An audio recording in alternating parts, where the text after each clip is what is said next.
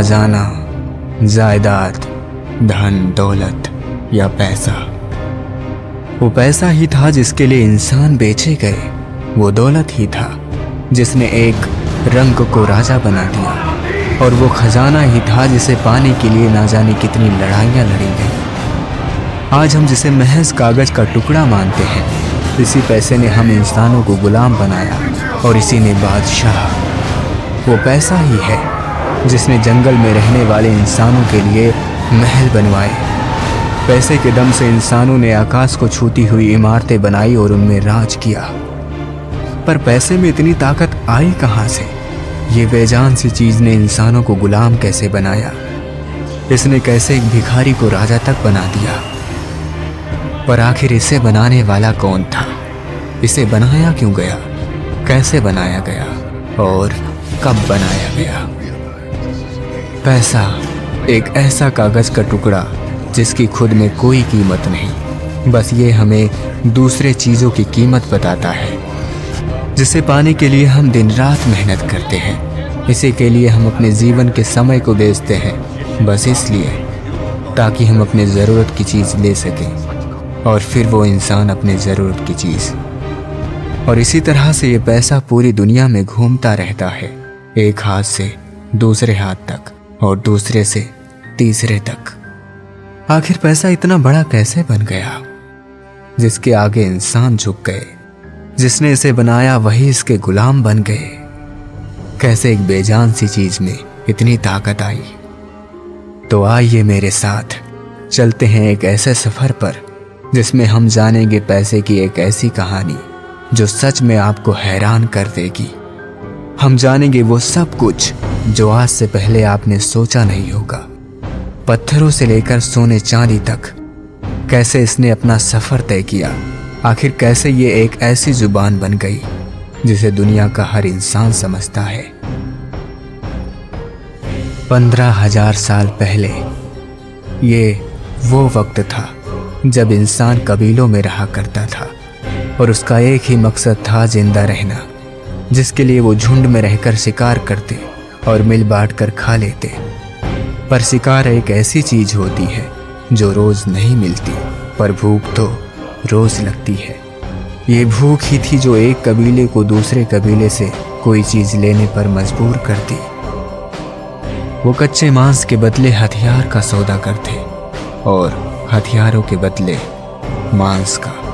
और इसी सौदेबाजी से एक चीज का निर्माण हुआ, वो था बार्टरिंग सिस्टम, यानी चीजों का अदला बदली करना। वो चीजों को एक दूसरे की सहमति से बदल लेते और उसका इस्तेमाल करते। कहा जाता है पहली बार बार्टरिंग सिस्टम आज से करीब 6000 साल पहले मेसोपोटामियन जनजातियों ने किया था, जहां आज इराक बसा हुआ है। बार्टरिंग सिस्टम की एक ऐसी लहर चली जिससे इंसान आपस में लड़ने के बजाय शांति के तरीके से सौदा करने लगे। फिर धीरे धीरे वक्त बीतता गया और फिर जब इंसानों ने अनाज उगाना सीखा तो बार्टरिंग सिस्टम में कमियां आने लगी। इतने सारे लोगों से ट्रेड करने पर यह याद रखना मुश्किल होने लगा कि किससे कौन सी चीज लेनी है और किसे कौन सी चीज देनी है। तब इंसानों ने एक नई चीज का इजाद किया और वो थी काउंटिंग। वो लकीरें खींचते दरख्तों पर और मिट्टियों पर, जिससे वो हिसाब रख सके किससे कितनी लेनी है और किसे कितनी देनी है। पर इससे भी बार्टरिंग सिस्टम में परेशानियां बरकरार रहीं। काउंटिंग तो लोग करने लगे, पर परेशानी ये थी कि किसी को अपने जानवर के बदले अनाज चाहिए थी तो उसको अनाज के बदले औजार। इसलिए चीज़ों के अदला बदली में समस्याएं ज़्यादा होने लगी। तब इंसानों ने समस्या से छुटकारा पाने के लिए एक ऐसी चीज़ की खोज की जो सबको चाहिए थी, और वो थी कमोडिटी मनी, जिसे उन्होंने पैसे के तौर पर इस्तेमाल किया। ये आज के पैसे की तरह नहीं थी।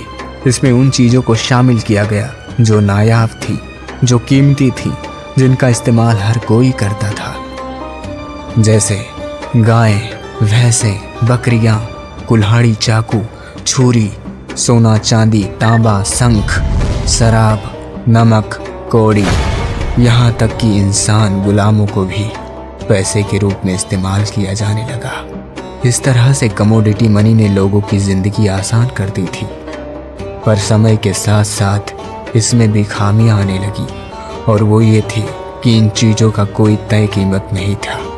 जैसे सोने को जानवरों के बदले खरीद लिया जाता था, पर जानवर ज़्यादा दिन तक जिंदा नहीं रह पाते। एक समय के बाद वो मर जाते, पर सोना ज़्यादा समय तक रह पाता था। इसीलिए कमोडिटी मनी को भी नकार दिया गया। तब इंसानों ने सोचा कोई ऐसी चीज़ का निर्माण करना चाहिए जिसकी एक तय कीमत हो और वो ज़्यादा दिन तक रह सके। 600 BC, 2500 साल पहले एशियन ग्रीक में गोल सिक्के ढाले गए जो सोने और चांदी से बनाए गए थे, जिन पर शेर और वेल छापे गए, जिनको नाम दिया गया लेडियन स्टेटर। और यहीं से मानो सिक्के में क्रांति आ गई। जगह जगह के बादशाहों ने अपने अपने सिक्के बनवाने शुरू कर दिए। सिक्के उस समय बहुत जोर शोर से इस्तेमाल हो रहे थे। चारों तरफ सिक्कों से व्यापार किया जाने लगा। लेकिन वो कहते हैं ना कि नए चीज़ों की निर्माण होनी होती है तो पुराने में खामियां आने लगती हैं, और यही हुआ सिक्कों के साथ। ज़्यादातर उस समय व्यापार समुद्री जहाज़ों और नदियों के जरिए नाव से किए जाते थे। सिक्कों के साथ सबसे बड़ी खामी ये थी कि ये वज़न में ज़्यादा होते थे, जिससे इन्हें नाव में लाद कर ले जाने में ज़्यादा मुश्किलें होती थी। कई बार तो नाव सिक्कों की वजह से डूब जाते। सिक्के की इतनी मात्रा हो जाती थी कि इन्हें काउंट करने में परेशानी होती थी। इसलिए इंसानों को कुछ ऐसी चीज़ चाहिए थी जो हल्की हो और उसे आसानी से गिना जा सके। 1279, मंगोलियन चाइना का शहंशाह, जिसने पेड़ों के छाल की मदद से दुनिया का पहला पेपर मनी बनाया, जिसने उसे पैसे के रूप में इस्तेमाल किया। वो लोगों के हीरे सोने चांदी के बदले ये पेपर मनी दे देता था। दरअसल ये थी तो पेपर मनी, पर इसे नाम दिया गया IOU, जिसका मतलब था मैं तुम्हारा कर्जदार हूँ, तुम ये पेपर मनी ले जाओ, जब ज़रूरत होगी इसके बदले अपने सोने चांदी ले जाना। और फिर से एक बार सिक्के के बजाय कागजी पैसे का चलन तेजी से हुआ और धीरे धीरे पूरे विश्व में फैल गया। और तभी एक चीज़ वजूद में आया जो इन पैसों को तबाह करने वाला था, और वो था बैंक, जहाँ पर लोग अपने सोने चांदी को जमा करते और उन्हें उसके बदले कागज़ के पैसे दे दिया जाता। पर बैंक पैसे को धड़ल्ले से छापने लगे। उस समय जितने बैंक में सोने नहीं थे, उससे कई गुना पैसे छाप दिए गए। जो चीज़ एक IOU की मिलती थी, वो अब 10 AIO की मिलने लगी, जिससे लोगों को लगा कि उनके पैसे की कीमत कम हो रही है। इसलिए लोग अपने सोने चांदी को अपने पास ही रखने लगे। और फिर समय आया 1862, जब हर जगह अंग्रेजों का राज हुआ करता था। तो उन्होंने फैसला किया कि हम उतने ही पैसे छापेंगे जितना हमारे पास सोना होगा, और ब्रिटिश सरकार के इस नियम को सब मानने लगे। तब से लेकर आज तक ना जाने कितनी तरह के नोटें छापी गईं और कई तरह के सिक्के ढाले गए, जो वक्त के साथ बने और ख़त्म हो गए। पेपर मनी ने हमारी बहुत सारी मुश्किलों को आसान कर दिया था, जिसे आसानी से गिना जा सकता था और कहीं भी ले जाया जा सकता था। पर एक ऐसी चीज़ जो इस तेजी से बदलती दुनिया को ज़रूरत थी, वो थी स्पीड। पेपर मनी को आसानी से ले जाया जा सकता था, पर उसमें भी तो वक्त लगता था। अब हमें कुछ ऐसी चीज़ चाहिए थी कि हम कुछ ही सेकंड में पैसे को कहीं भी ट्रांसफ़र कर सकें। और तब 1980 में लॉन्च हुआ ई-मनी, यानी डिजिटल मनी। लाखों करोड़ों के ट्रांजैक्शन सिर्फ कुछ ही सेकंड में होने लगे। ना चोरी होने का डर और ना गिनने की ज़रूरत। बस कंप्यूटर में कुछ नंबर डालो और पैसे ट्रांसफ़र कर दो। आज हम सिर्फ एक क्लिक से कुछ भी खरीद सकते हैं, वो भी घर बैठे। ना बैंक जाने की ज़रूरत और ना कैश देने की ज़रूरत। पर धीरे धीरे डिजिटल मनी में भी खामियां आने लगी, और वो थी हैकिंग। इसे हैक करना मुश्किल तो था पर नामुमकिन नहीं।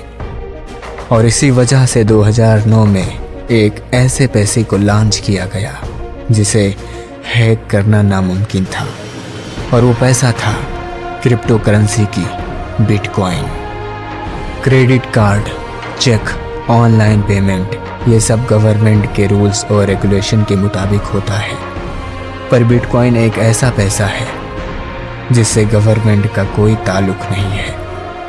जिसने इसे बनाया उसका कोई पहचान नहीं है, बस उसका नाम लोगों को पता है, और वो है सतोशी नाकामोटो।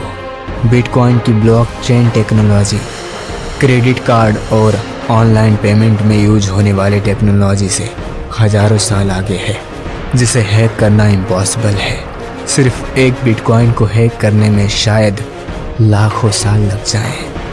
चूँकि इसे हैक करना नामुमकिन है, इसलिए इसके जरिए इलीगल ट्रांजैक्शन आसानी से किया जा सकता है। आज हर एक काम ऑनलाइन इंटरनेट के जरिए से किया जाता है, चाहे वो लीगल हो या इलीगल। और इलीगल काम करने के लिए डार्क वेब का इस्तेमाल किया जाता है। डार्क वेब इंटरनेट के पीछे की एक ऐसी क्राइम दुनिया जहां नेट के जरिए इंसानों को बेचा जाता है।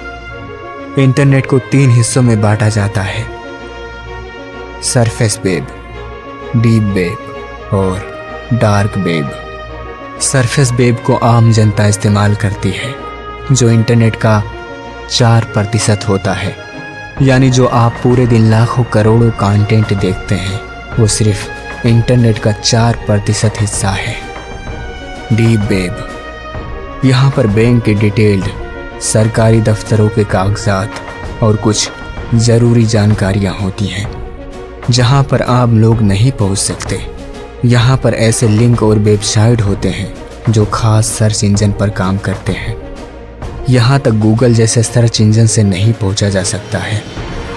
और फिर आता है डार्क वेब, जहाँ पर सारे इलीगल काम किए जाते हैं, जैसे हथियारों को बेचना, ड्रग्स का व्यापार करना, यहाँ तक कि इंसानों को भी डार्क वेब के जरिए बेच दिया जाता है। क्रिमिनल सारे आपराधिक काम डार्क वेब के जरिए करते हैं, जहाँ पर उनको ट्रेस करना आसान नहीं होता। और यहाँ पर जो करेंसी यूज होती है वो है बिटकॉइन, क्योंकि बिटकॉइन की सबसे बड़ी खासियत यही है कि ये पता नहीं लगाया जा सकता कि किसने पैसा लिया और किसने पैसा दिया।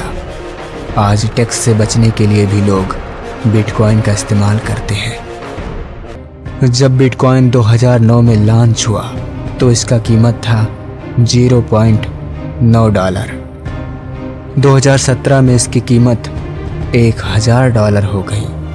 और अगर आज की बात करें यानी 2023 की, तो आज इसकी कीमत बढ़कर $28,000 हो गई। आज अगर हम इंडियन रुपए की बात करें तो एक बिटकॉइन का लगभग 23 लाख रुपया बनेगा। पर जरा एक बार पीछे मुड़कर देखिए कि इंसानों ने आज कुछ हजार सालों में क्या से क्या बनाया। कहाँ वो पैसों के रूप में बड़े बड़े पत्थरों का इस्तेमाल करते थे, और आज ऐसे पैसे का इस्तेमाल करते हैं जो दिखाई नहीं देता। महीने के अंत में आपके स्क्रीन पर कुछ नंबर दिखाई देते हैं और आपको पता लग जाता है कि आपके अकाउंट में पैसे पहुंच चुके। आज इंसान पैसे को नहीं कमाता, बल्कि पैसा पैसे को कमाता है। क्या होता अगर आप 2009 में 1000 बिटकॉइन खरीद लेते? तब शायद आपको 1000 बिटकॉइन 1000 इंडियन रुपए में मिल जाता। और आज एक बिटकॉइन की कीमत है 23 लाख रुपए। अब इसको आप 1000 से गुणा कर लीजिए। इसलिए आज आप अपने आप को समझिए, फाइनेंशियली एजुकेशन को हासिल करिए कि कैसे पैसा पैसे को कमाता है। एक बहुत मशहूर कहावत है, अमीर पैसे के लिए काम नहीं करते, बल्कि उनका पैसा उनके लिए काम करता है। तो बस अब दीजिए इजाजत, मिलते हैं आपको अगले वीडियो में। तब तक के लिए आप अपना ख्याल रखें। Thank you.